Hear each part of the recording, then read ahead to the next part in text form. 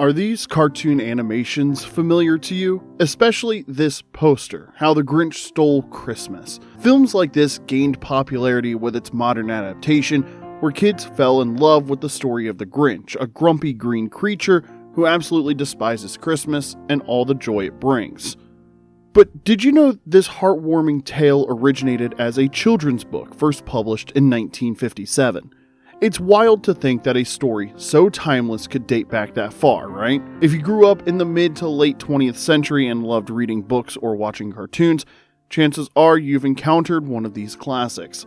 At first glance, these stories might seem like playful rhymes meant to entertain kids, but look a little closer and you'll uncover profound lessons about our world today. There's so much more to these tales that meets the eye, and honestly, you might have missed some of the hidden morals woven into them. These films are well crafted with such thought-provoking, whimsical stories made by none other than Dr. Seuss himself. His genius lies in creating stories that entertain kids while offering hidden messages that relate to the world's long-term problems.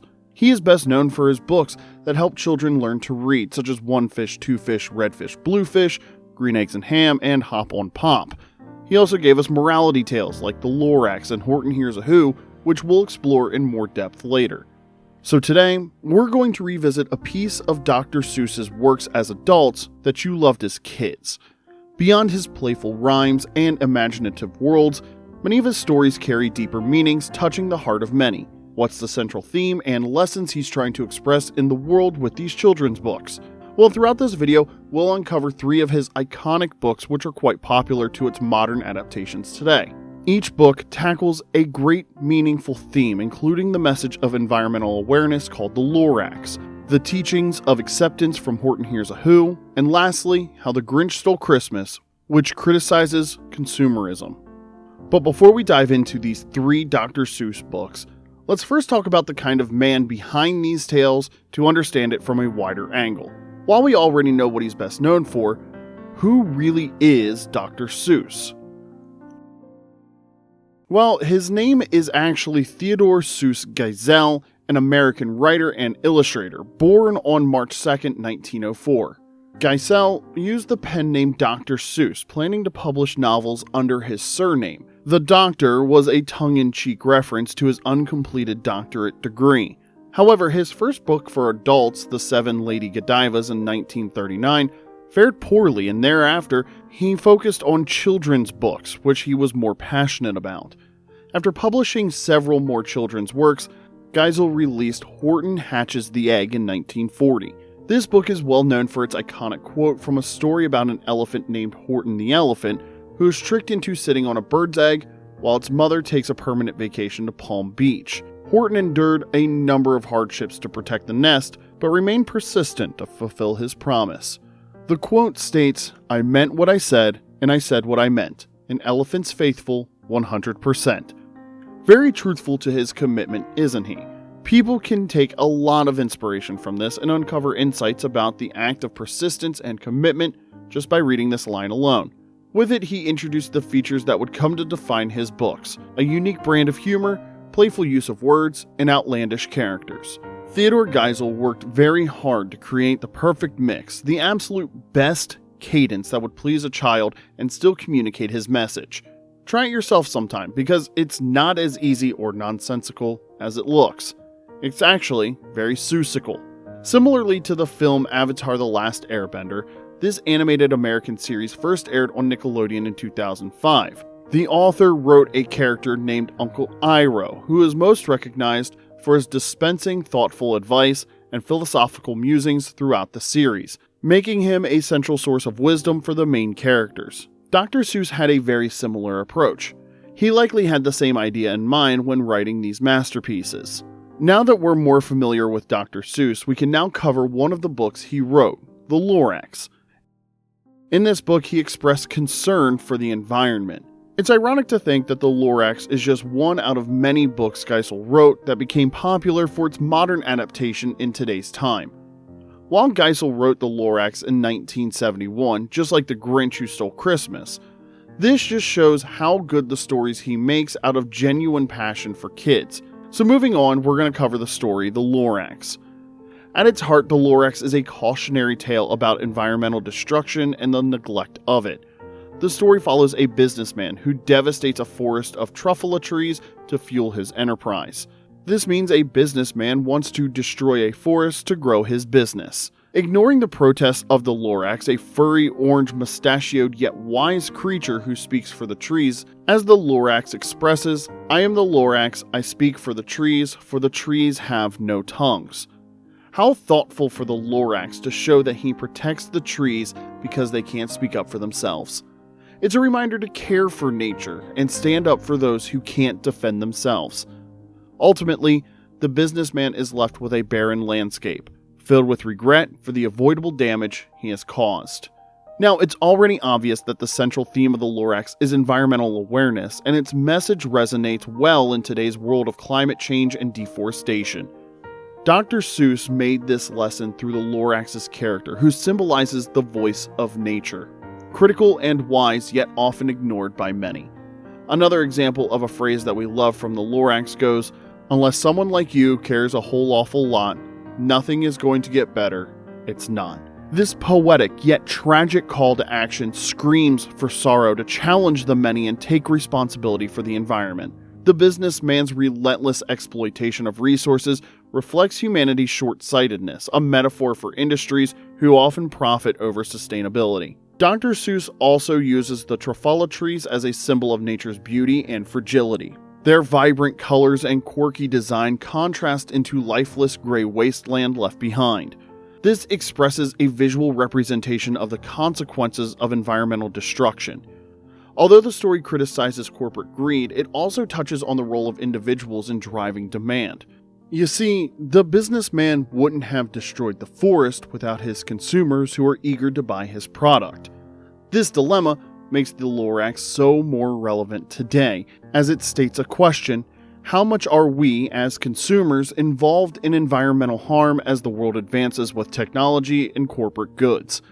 Sounds kind of controversial, doesn't it? However, some critics argue that the story oversimplifies the complexity of economic and environmental issues, like industries who provide jobs and goods that people need to make the balance between development and conservation challenging. By showing the businessman as flawed, the narrative also carries the risk of overlooking these nuances. These critiques often require a proper judgment to avoid conflicts and misunderstanding. Either way, the film is still legendary. Do you have a say on these critiques? Leave a comment down below and state what you want to address about the conflict. Which way does a tree fall? Down? A tree falls the way it leans. Be careful which way you lean. Although it describes a concern for the environment, many of us can relate to this quote internally. This expresses a deeper message about the choices we make and the direction we allow ourselves to follow. Often, people lean towards certain habits, desires, or priorities without fully realizing the long-term consequences of their actions. Take the businessman from the story as an example.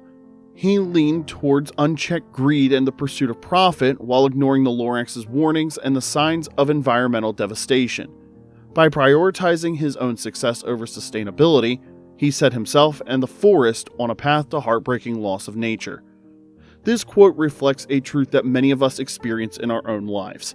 Whether it's leaning into convenience, neglecting our responsibilities, or choosing short-term gains over long-term well-being, our small decisions shape the direction we ultimately fall. It's a reminder that being mindful of where we're leaning towards compassion, responsibility, or self-interest can make all the difference in what we leave behind. Be careful which way you lean.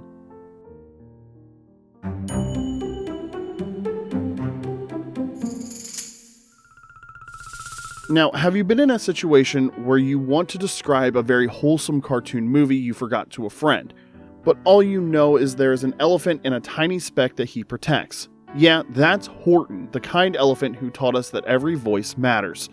Boxy, bulky shapes with thick screens were the most common televisions from those days, and I can't show enough how this movie touched me as a kid. Dr. Seuss continued to use his fantastic rhymes to write life lessons in Horton Hears a Who, which makes it really sentimental. Dr. Seuss tells the story of Horton, a gentle and kind elephant who discovers a tiny world called the Whoville, which lives on a speck of dust. Meanwhile, Horton hears the faint cries from that little speck, also known as the Whos, and later realizes that their lives depend on him protecting their speck. Despite his belief that every person is a person, no matter how small, the other jungle animals mock him and try to destroy the speck, saying that the Whos are fake. Despite the mockery and mistreatment Horton faced from the other jungle animals, Horton urges the Whos to make noise so the jungle animals can hear them. Every Who, from the mayor to the smallest child, joins in. Finally, a tiny Who's contribution tips the scale, making their voices heard and proving their existence. The book's message was inspired by Geisel's visit to Japan in 1953, where the devastation of the 1945 atomic bombing of Hiroshima deeply affected him and caused him to retract some of his previous anti-Japanese views. Some tragedies in your life really do something to a person, don't they? This is why this film's advocacy is to stand up for the voiceless and resist a societal pressure to do what's right. Have you ever stood up for someone who is powerless? If yes, then Horton salutes you for doing the right thing. You Whos don't give up. I believe in you all. A person's a person, no matter how small. Just how determined Horton is for dedicating himself and even sacrificing his own dignity for a tiny speck that everyone mocks about. A person's a person, no matter how small. This serves as a reminder that there is a value in every individual, regardless of their size, status, or voice. In life, it's easy to overlook those who seem insignificant, whether it's a quiet colleague in the workplace, a struggling friend who doesn't openly share their challenges, or even a marginalized group of people whose voices often go unheard. Yet this quote reminds us that everyone matters and that showing support, empathy, and belief in others can have a huge impact. But putting the sentiments aside, even though no matter how good the quote may sound, there are still a lot of arguments and conflicts about the book. The phrase, "a person's a person no matter how small," has also been adopted by some groups as a slogan, taking aspirations from the story to anti-abortion advocacy. While Dr. Seuss never emphasized this interpretation, it has led to debates over whether the story's message is being co-opted for political purposes. Some also argue that using a children's book to push a specific agenda might distort its original intent. But have you ever thought of these things while reading the book or watching the film even? Sometimes it's not always the case. Some believe Horton Hears a Who shows Dr. Seuss's change of heart after creating controversial political cartoons during World War II, which included racist images of Japanese people. The book's message of inclusivity and valuing every voice might have been his way of making amends. However, this raises the question, is this story enough to make up for the harm caused by his past work? This motivates us to think about the power of growth. Can creative works truly repair the past, or do they serve more as reminders of the importance of continuous learning and doing better moving forward? Comment down below to reflect on this critique, whether you agree with it or not. We want to hear from you. And finally, last but not least, how the Grinch Stole Christmas. Now, if you are somewhat active on social media, especially TikTok, you might have seen other videos with parents pranking their kids during Christmas, dressing up as the Grinch and straight up ambushing their homes. The parents acting as the Grinch are very accurate, especially when they steal their children's gifts and straight up ruin the place. But I get it. The Grinch hated Christmas, but why? Is it really about stealing Christmas? Long story short, the setting takes place in the joyous town of Whoville, where it prepares to celebrate Christmas with great enthusiasm. Typical, right? However, the Grinch, a grumpy green creature who lives in a cave atop Mount Crumpet, despises Christmas and the noise it brings. Annoyed by the people's festive spirit, the Grinch planned to ruin Christmas for them. But despite his efforts, the people proceed to celebrate. This shows him that Christmas is about more than just the material things he stole. It's about the community and love. This realization transforms the Grinch's heart and shifts his mind, teaching him the powerful lesson that true joy comes from connection and kindness, not possessions. If I were the Grinch, there's no doubt that I would fall in love with the people in Whoville. This just shows how reflective Dr. Seuss was in coming up with these stories. This is why this book was one of the top 3 selling Christmas-themed children's books released for the holiday season in 1957. It may not seem like it, but Dr. Seuss did struggle writing the ending, which he sought to make it as non-religious as possible. The story has long been understood as a criticism of the commercialism of Christmas. This means that the story is just a reminder that Christmas isn't just about buying gifts or celebrating with money, it's about something deeper. This goes way back when Theodor Geisel created the Grinch during a period when he felt disconnected from the festive spirit. This led him to critique the commercialization of Christmas through this character.